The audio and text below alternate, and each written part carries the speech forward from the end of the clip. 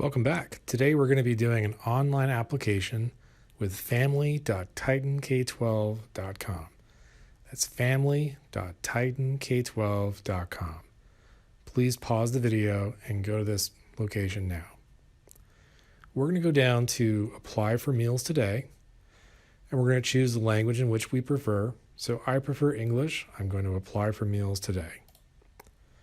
First, I'm going to enter in our school district as Santa Rosa City Schools. I'm going to select the drop down.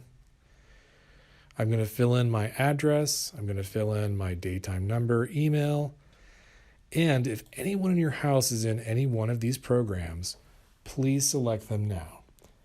In my household, no one is in these programs, so we're going to continue without selecting one. This is a letter to households. You're welcome to ignore it. Next, we're going to add in each enrolled student. So I'm going to write in example student. So example student is not real, but that's okay. I don't know my student's ID number, and I know that my student is a kindergarten. You do not have to fill out the entire thing. If your student qualifies in one of these programs, foster youth, homeless, migrant, or runaway, please select them now. We're going to repeat this process for every enrolled student at Santa Rosa City Schools. If your student has an income, say some kind of support from the state, please enter that information in here. In this situation, example student does not have a student income, so we're just going to skip it. The next step, we're going to write in all the household members. So we're going to say there are 3. There is example student, example adult. Okay, so example adult does earn a wage of $400 twice a month. And I'm going to save that.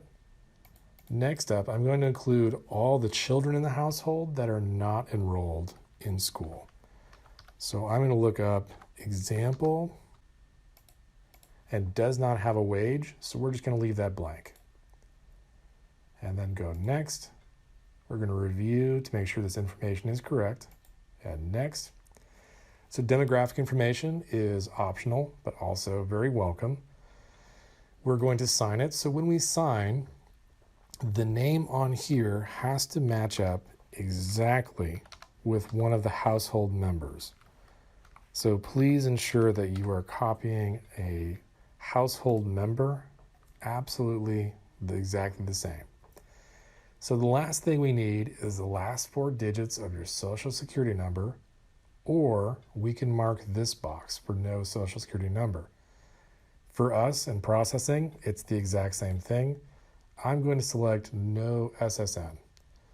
Then I'm going to submit, and we would ask that you write down your confirmation number, and you should hear from us within about a week or 2.